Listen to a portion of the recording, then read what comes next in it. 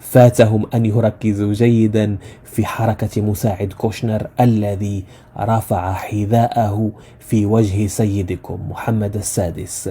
محمد السادس استقبل هذا الوفد وهو يلبس في يده واحد الخاتم وواحد السنيسلة مربوطة مع القرميط ديالو، يعني القرميط مربوطة بسنيسلة وصلة الخاتم ديالو.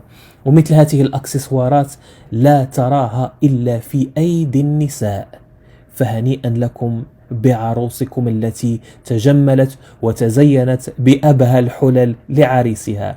عمرني ما درت شي حاجة وانا قاع ما مقتنع، عادي لا شفتيني بوحدي عمري ما كنت تابع، شايف وسامع ودور وجه اللور، غندير كلشي باش تنساني شي نهار لا وليت مشهور. كان يبدو جليا من حركاته المتثاقلة أن جسد الرجل أصبح واهنا منهكا جدا بالمقارنة مع حركات باقي الحاضرين الذين كان يبدو عليهم الحيوية والنشاط، بل إن السعادة تبدو على محيا البعض الآخر، وكأن الإنجاز الذي سيقبل عليه هو تحرير القدس وليس بيعها، فيما كان البعض الآخر يبدو متوجسا مرتبكا لأنه لم يمضي على تصريحه بأن التطبيع خيانة إلا بضع أسابيع، وها هو اليوم يقوم بما اعتبره بالأمس خيانة، وصفها بلسانه ولم يتهمه أحد. بدا محرجا جدا لأنه على ما يبدو قد تم الدفع به للواجهة، وأنه لا يملك من أمره إلا الخضوع، بل عليه أيضا أن يبدي سعادة حاول أن يظهرها لكنها لم تظهر، وأنا أتفهمه.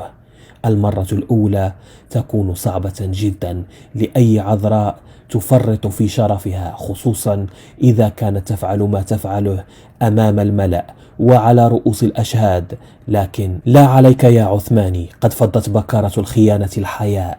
المرة القادمة ستكون أسهل وستكون أريح، ولن تجد حرجا فيما تفعله، خصوصا وقد خرج بالأمس أبوك الروحي بن كيران يدافع عنك وعما فعلت، تارة يلمح أنه لم يكن لك الخيرة في أمرك، وتارة يلوح بكلمات تفيد أن صاحب الدار هو المسؤول عما حصل، فالبيت بيته، هو من يأتي بالنساء وهو من يأتي بالزبناء، وهو يقرر أيهن ستضاجع أي زبون، فلا تكثر الكلام، فصاحب الدار هو الأدرى بمصلحة أهل الدار.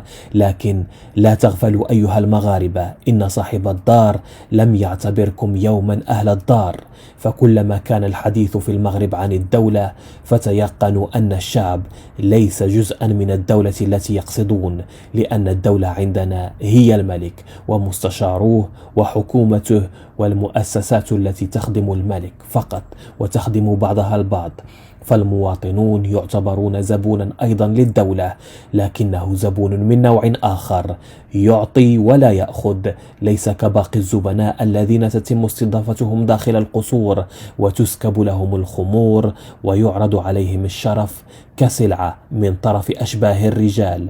هم أيضا يعرضون كأي بضاعة لها ثمن تباع وتشترى. ومن بين الأشياء الغريبة التي لم يلاحظها الكثيرون في تلك الليلة الحمراء هو أن الجسد الملقى على الكرسي أبى أن تمر هذه اللحظة التاريخية بالنسبة له إلا وهو يعرض شجرة نسبه المزعوم.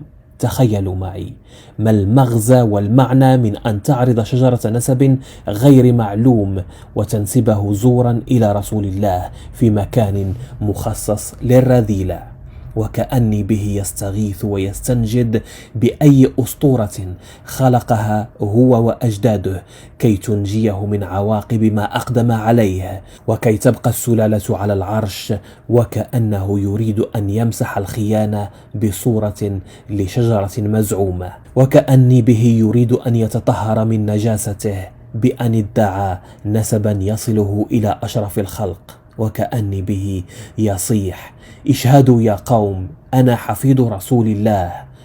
وما يعنينا حتى وإن كنت فعلا حفيد رسول الله، وحاشاه أن تكون حفيده، ما يعنينا فعلا هي أن تقتفي خطى رسول الله، وألا تسرق أقواتنا باسم رسول الله، وألا تقطع أرزاقنا باسم رسول الله، وتستبيح أعراضنا باسم رسول الله. ولو كنت فعلا تؤمن بالله ورسول الله ما كنت لتضع اسمك في أعلى الشجرة وتضع أسفلها اسم علي وابنة رسول الله، فلست أكرم عندنا من نعل الرسول، لكني أرى خللا بالشجرة ويجب أن يحذف منها اسم رسول الله ويوضع عليها اسم جدك الباشا، فالنجاسة لا يلائمها إلا النجاسة. ومن بين الأشياء الأخرى التي مرت مرور الكرام على أغلب المغاربة الذين ركزوا كثيرا مع بن شبات عندما قال الله يبارك في عمر شيدي، وهللوا لهذه العبارة التي كانت بالنسبة لهم دليلا على أن الأجانب يقدرون سيدهم أيما تقدير، لكن فاتهم أن يركزوا جيدا في حركة مساعد كوشنر الذي رفع حذاءه في وجه سيدكم محمد السادس طيلة اللقاء. وهذه الحركة لا طالما يلجأ إليها السياسيون الأجانب عند لقائهم مع الرؤساء العرب كي يبرزوا قيمتهم الحقيقية، لأن هؤلاء الأجانب هم من يعلم جيدا حقيقة هؤلاء الحكام أكثر منا، لأنهم هم من يفاوض معهم في الكواليس ويعلمون بأي ثمن قبلوا أن يبيعوا أنفسهم ويبيعوا شعوبهم. ومن بين الأشياء المثيرة للضحك التي توضح إلى أي درجة العثماني هو سخار ديال الملك فقط، وأنه وقع على اتفاقية لا يعلم ما بداخلها، هو أن الرجل طلب منه التوقيع فوقع في المكان الذي طلب منه أن يوقع فيه. بين المملكة المغربية والولايات المتحدة الأمريكية ودولة إسرائيل. يوقعه عن المملكة المغربية السيد سعد الدين العثماني رئيس الحكومة.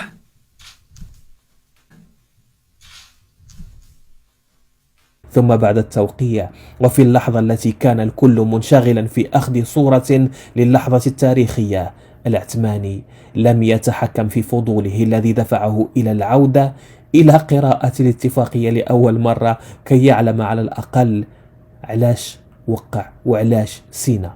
لكن هيهات، فات الأوان يا عثماني. ويتفكر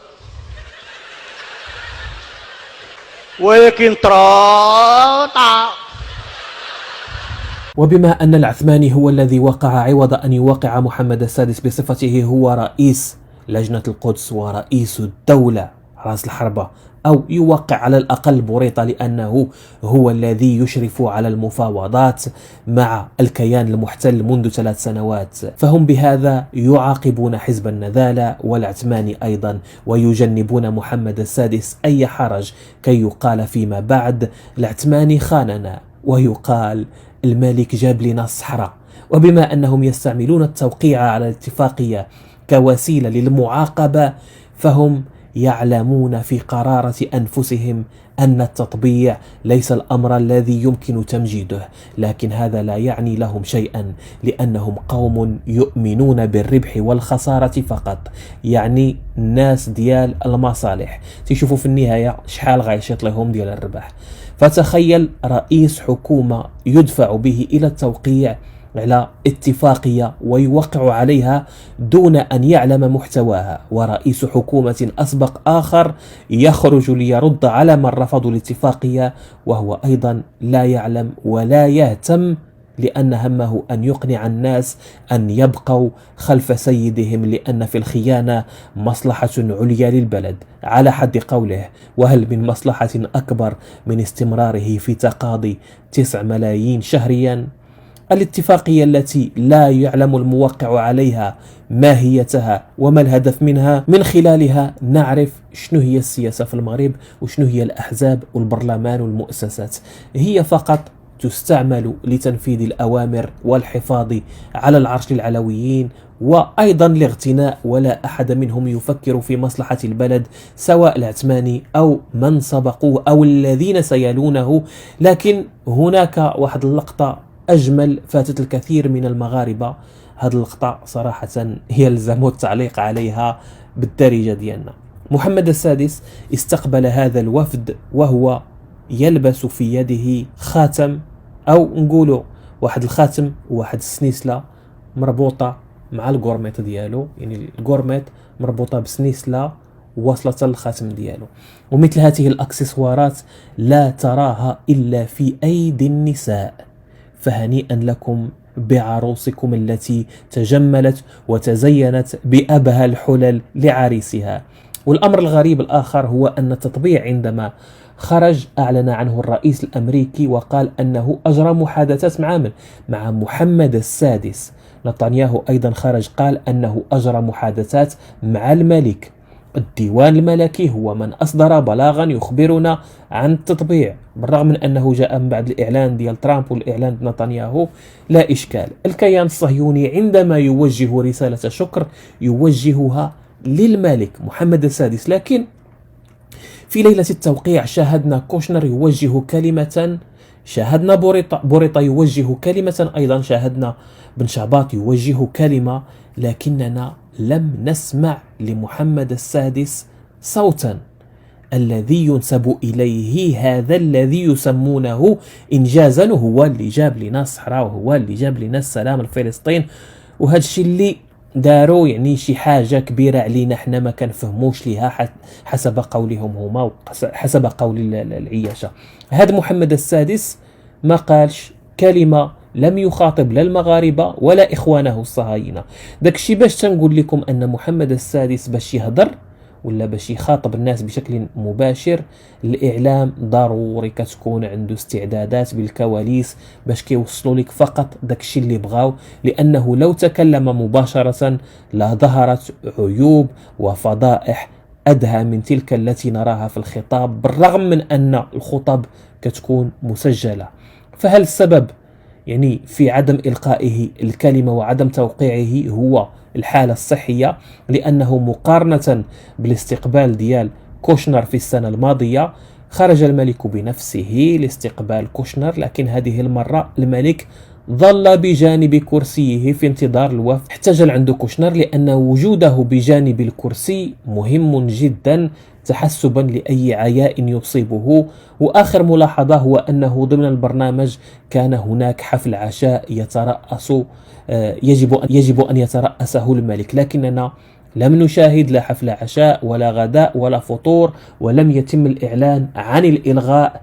وبما أن صحافتنا غير قادرة على التدقيق في هذه التفاصيل وطرح الأسئلة، فقناة فسحة في خدمتكم. دمتم في رعاية الله، وإلى اللقاء في فيديو قادم. السلام عليكم. شحال من مرة في خاطري تانك على الايام لما عرفتش بكري خويا، راك انت اللي عيان. شي حوايج تيجيو صحا خويا ماشي بالخاطر، لا شفتي جوج صحاب عرف راه واحد فيهم صابر، وخا يحلفوا على مصحاف ثق بيا راك غير مغامر. صال وقت الضحك خويا دابا وقت العمر.